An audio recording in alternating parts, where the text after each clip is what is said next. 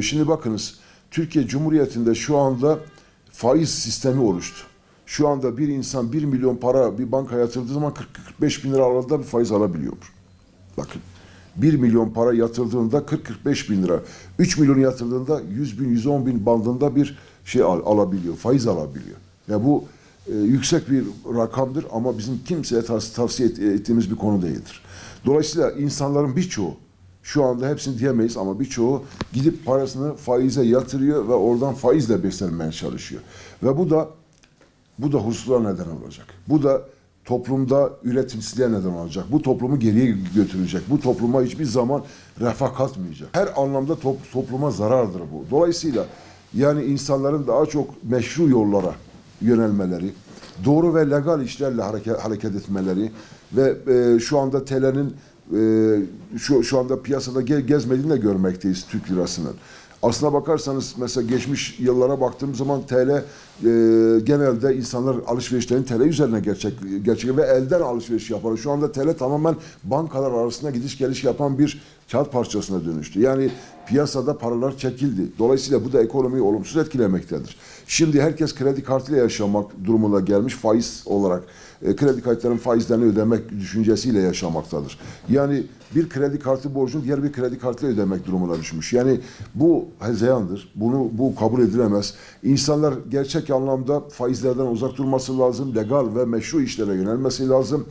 Biz hiç kimseye bu faiz konusunu tavsiye etmiyoruz. Herkesin ciddi anlamda hasbelkader kendi bir imkanları çerçevesinde yaşaması gerektiğini düşünüyoruz. Faiz her konuda topluma zarar verir.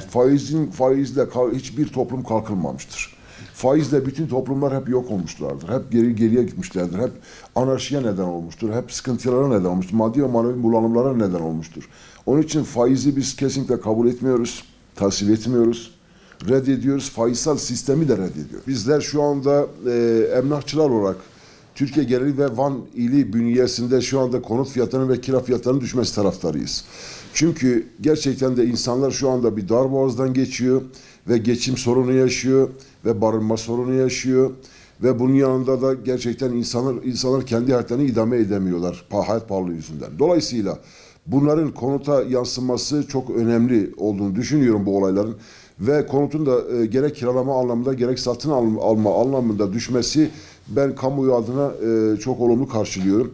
Bizler beklenti içerisindeyiz. Şu anda Türkiye genelinde %15'lik bir gerileme söz konusu oldu konut fiyatlarında. Umut ediyorum bir an önce Van'da da bu hayata geçecektir. Gerek kiralarda gerek satılıklarda bu Van'da da olacaktır. %10-15 bandında ve 20 bandına kadar bir gerileme söz konusu olacaktır. Şu anda tamamen alım satımlarda bir durgunluk söz konusu. Bu da tamamen otomatik olarak gerilemeye söz konusu neden olacak. Bu ortada ciddi veriler söz konusu ve gerçekten de düşündürücü olaylar. Şimdi bakınız 81 ilden bahsediyoruz. Türkiye en gerilerde, Van en gerilerde Türkiye'de içerisinde. Şimdi bu üzücü.